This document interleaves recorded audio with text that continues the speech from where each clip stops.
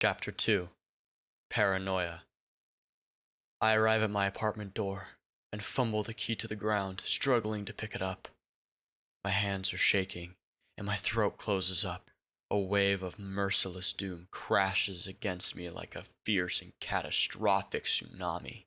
I step into my apartment and sit my shaken and disturbed body on my couch, my mind replaying the stranger dying. A person. A real human being with a life. A real human being with a family. A real human being with loved ones. My heart is palpitating. I can feel the thump in my chest booming and clashing against my ribs. What should I do? I'm so confused. I don't know what to do. But I can't just sit back and do nothing, right?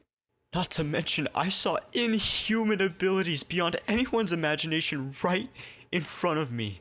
And the strangest of all, I lived it. So much just happened at once. I can't focus. My heart races like a wild stallion, each beat drumming in my ears, a reminder of the danger closing in. Every corner of my mind echoes with the specter of his presence. A relentless whisper crowding my thoughts with terrifying ideas, horrible scenarios that are possible, things that could happen that I won't be able to prevent. Every turn I take, every shadow I pass, it's as if he's watching, waiting. Goro lurked on a rooftop, bitterness evident as he stared at the people walking on the sidewalk below him intently. Empty planters, some cracked and chipped, interspersed with those dead, bleak flowers scattered on the rooftop. He dialed a number on his phone as it began to ring. "This is Goro," he declared, his voice oozing with confidence. "When the hell did you guys just pull now? What are you referring to?" The voice asked. Goro turned his head in thought, his long, slanted eyebrows narrowing. "So it wasn't you?" He hesitated, his ideas in his mind running faster. "Never mind, it was nothing. Did you kill the target?" The voice on the other end demanded. "Of course I killed him. The guy didn't even have an affinity. Why did you waste my time on that job, huh? I have better things to do." Goro replied sleazily. "I suggest you watch your tone. The voice said, its authority cutting through the air. Don't question. Blah, blah, blah, blah, blah. I'm the best, the strongest. I'm the only one that can do this for you. You have a mission, remember, and our deal? I do your dirty work, and you sit back all nice and cozy, checking off a list of what you need. Might I remind you you're only alive because of us? Don't get cocky. Others may think you're the strongest, but to me, you're just another asset in our arsenal." The voice said coldly, hanging up the phone. Goro stood there with the phone still pressed against his ear, staring vacantly in the distance, heavy in thought. Then, he crushed the phone in his hand to bits. "This kid is such a pain in my ass. Nothing I hate more than extra work. Now I gotta do a background check on this guy." Goro muttered to himself, his smug demeanor slowly returning as he plotted his next move.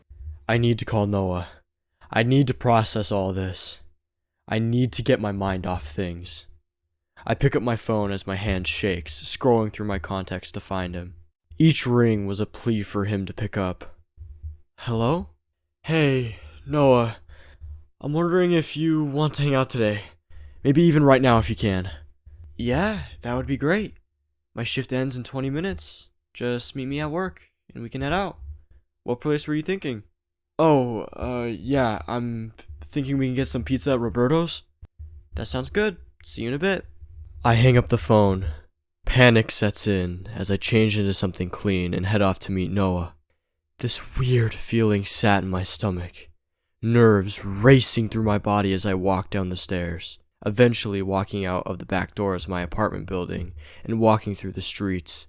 Every passing figure, every innocent gesture morphed into potential danger in my distorted perception.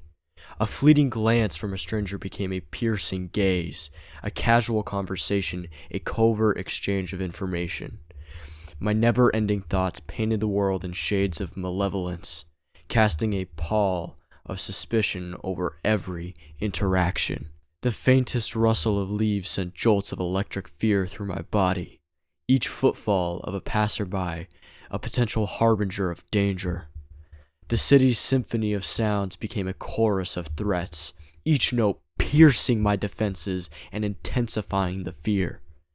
Hey, Kian! I'm shocked you decided to invite me out. Are you okay? You look kind of off. Yeah, I'm fine. Just slept wrong, I guess, I say dismissively. Well, where do you want to go first? It's only 3 p.m. right now, so we have some time to kill. Want to get some coffee while we wait? I gotta go in later today, but I'm just thinking of calling out. Need some time to process some stuff, Noah says. Sure, sounds good. I've never been a fan of coffee, so when we get there, I'm going to end up getting a hot chocolate. We enter the coffee shop, and it's nice and quiet. He seems relaxed, but I probably look awful compared to yesterday. Even though I haven't looked in a mirror, just by the way he's been looking at me, I know that I definitely don't look right. Noah goes to the counter to order our drinks while I find a booth in the far corner of the building. He comes back to sit down with me once he gets our drinks. Noah walks up calmly to the booth, and as he's sitting down, he says, "Okay, seriously, what's up with you?" I laugh nervously and reply, "I don't know what you mean. Like I said, I just didn't sleep right." "Yeah, I don't buy that," he interrupts. "It's nothing, I promise," I reply grudgingly. He looks at me suspiciously, but eventually gives up. I sit here in the coffee shop, trying my best to engage in this conversation with Noah, to pretend like everything is normal. But my mind is a whirlwind of chaos, replaying that gruesome scene from last night. The stranger's face dissolving into ash, the haunting power of that figure's dark energy. Noah's words float around me like distant echoes, requiring my effort to process and respond appropriately. I chuckle weakly as Noah mentions random and weird stories of coworkers or customers, but my mind is racing, my heart pounding like a relentless drum. I take a sip of the hot chocolate I ordered, its warmth a feeble comfort against the chill that has taken residence in my veins.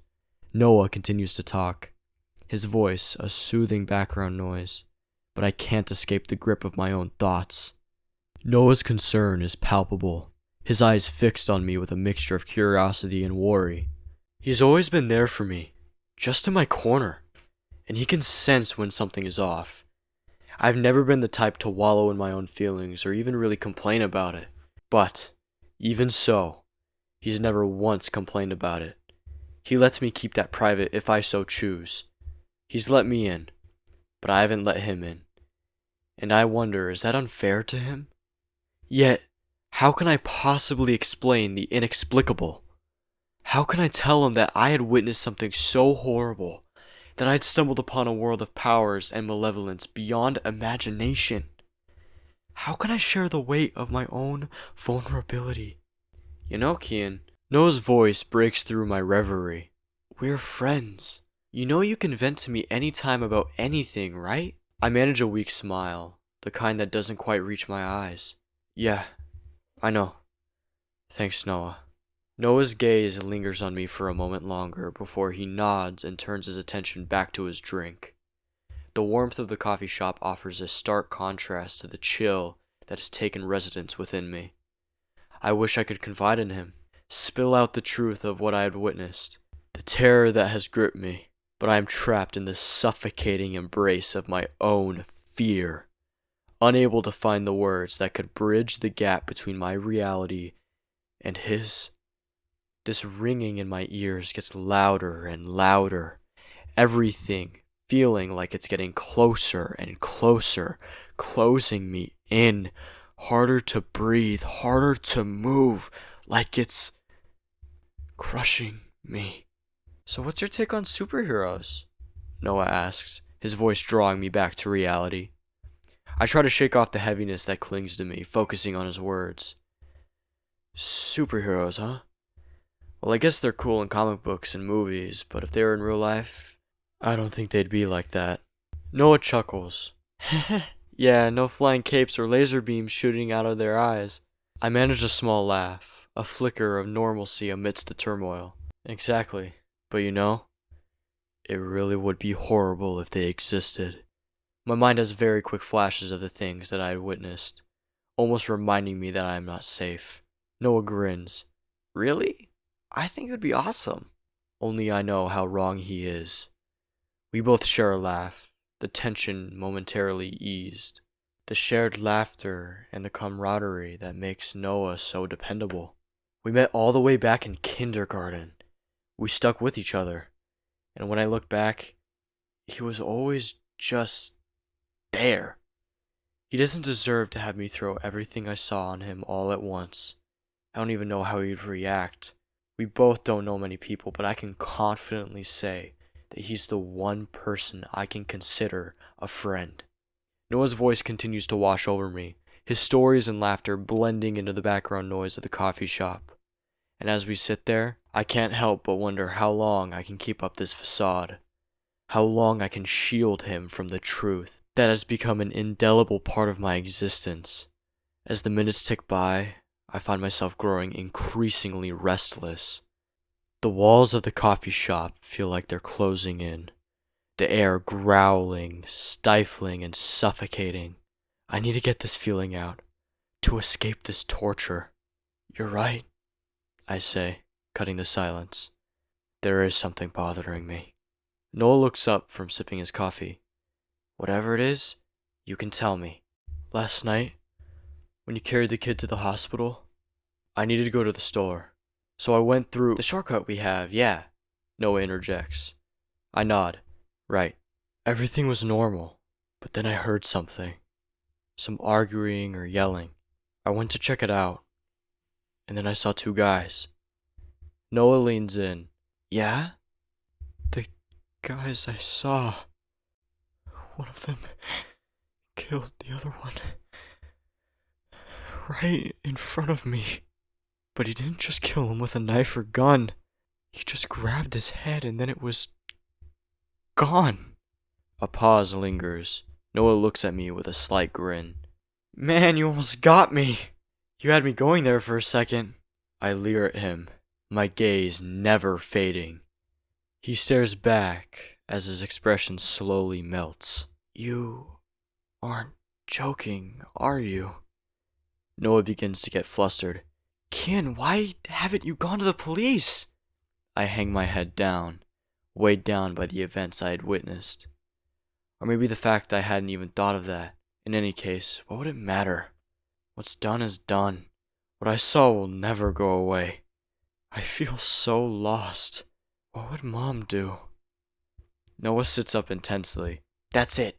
We gotta go. We need to tell the police. Wait. Please. I can't do this right now, man. I don't want to think about it. I just need some time. The bags under my eyes are evident as Noah looks at me concerned.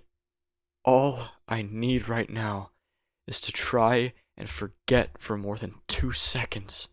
So just do me this favor. Can we just be normal for the rest of the night? Okay. Yeah. But after, we gotta talk about it, alright? I nod softly. Stepping outside, the cool breeze is a welcome reprieve. But even the open sky can't dispel the lingering unease. I walk a few paces, trying to steady my breathing, to calm the racing of my heart. The city sounds, the passing cars, the distant chatter of pedestrians, all seem to blend into a chaotic symphony that only heightens my sense of dread, each step being carefully taken. No unnecessary movement, just ones that allow me to move forward. We leave the coffee shop and just begin to walk to Roberto's. Noah decides to call out of work as we're walking, but Henry wasn't there for some reason. So we called the assistant manager instead. Noah begins to start getting all giggly.